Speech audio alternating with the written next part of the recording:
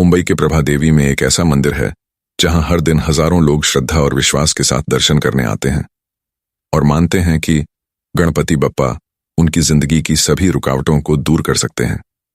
कहा जाता है कि यहां मांगी गई मनोकामनाओं में एक अलग ही शक्ति होती है और इसी कारण लोग इस गणपति को नवसाचा गणपति कहते हैं, यानी मनोकामनाओं को पूरा करने वाले गणपति। लेकिन क्या आप जानते हैं कि इस प्रसिद्ध मंदिर की शुरुआत एक छोटे से मंदिर और एक मां की प्रार्थना से हुई थी? और क्यों इस मंदिर में स्थापित गणपति जी की मूर्ति को बहुत ही शक्तिशाली रूप माना जाता है?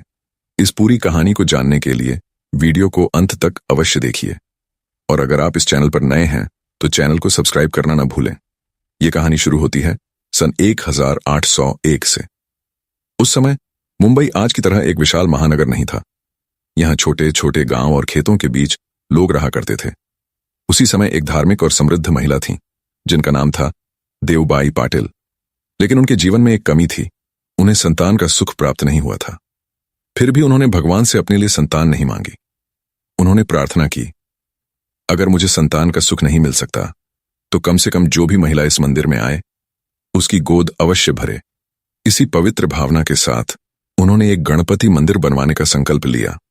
मंदिर का निर्माण लक्ष्मण विठू पाटिल ने करवाया और 19 नवंबर 1801 को यहां गणपति जी की मूर्ति स्थापित की गई। उस समय मंदिर बहुत छोटा था और उसके आसपास खेत तथा एक छोटा सा तालाब था। मंदिर में स्थापित गणपति जी की मूर्ति अत्यंत विशेष मानी जाती है। यह मूर्ति लगभग 2 से 2.5 फुट ऊंची और लगभग 2 फुट चौड़ी है। गणपति जी के 4 हाथ हैं। उनके हाथों में है कमल का फूल जो पवित्रता और आध्यात्मिक उन्नति का प्रतीक है, जपमाला जो ज्ञान, ध्यान और आत्मिक शक्ति का प्रतीक है, मोदक का पात्र जो ज्ञान की मिठास और सफलता के फल को दर्शाता है, अंकुश जो यह दर्शाता है कि गणपति भक्तों को सही मार्ग पर चलने की प्रेरणा देते हैं और बाधाओं को दूर करते हैं। मूर्ति के दोनों ओर रिद्धि और सिद्धि भी दर्शाई गई हैं।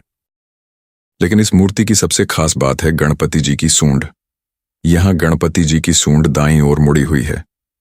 अधिकतर गणपति मूर्तियों में सूंड बाईं ओर होती है, लेकिन दाईं ओर वाली सूंड को अत्यंत शक्तिशाली रूप माना जाता है। इस रूप को दक्षिणाभिमुखी गणपति भी कहा जाता है। हिंदू परंपरा के अनुसार दाईं ओर मुड़ी हुई सूंड सूर्य ऊर्जा और सिद्धि का प्रतीक मानी जाती है। इसी कारण यहां के गणपति को सिद्ध विनायक कहा जाता है, अर्थात वह गणपति जो भक्तों की मनोकामनाएं पूर्ण करते हैं। मूर्ति के माथे पर तीसरा नेत्र भी बना हुआ है जो इसे और भी अद्भुत और दुर्लभ बनाता है। सिद्धि विनायक नाम केवल इस मंदिर तक सीमित नहीं है। इस नाम से जुड़ी एक प्राचीन कथा भी मिलती है जो महाराष्ट्र के प्रसिद्ध अष्टविनायक तीर्थों से जुड़ी हुई है। हिंदू कथाओं के अनुसार एक समय मधु और कैटभ नाम के 2 शक्तिशाली असुर पृथ्वी और देवताओं के लिए बहुत बड़ा संकट बन गए थे। उन्हें हराना आसान नहीं था। तब भगवान विष्णु ने युद्ध से पहले गणपति का स्मरण किया, क्योंकि गणपति को विघ्नहर्ता अर्थात बाधाओं को दूर करने वाला देवता माना जाता है। गणपति की कृपा से भगवान विष्णु को युद्ध में विजय प्राप्त हुई और मधु कैटभ का अंत हो गया। इस विजय के बाद भगवान विष्णु ने गणपति के इस रूप को सिद्धि विनायक नाम दिया। सिद्धि का अर्थ है सफलता और दिव्य शक्ति, और विनायक गणपति का पवित्र नाम है। इस प्रकार सिद्धि विनायक का अर्थ हुआ वह गणपति जो भक्तों को सिद्धि और सफलता प्रदान करते हैं।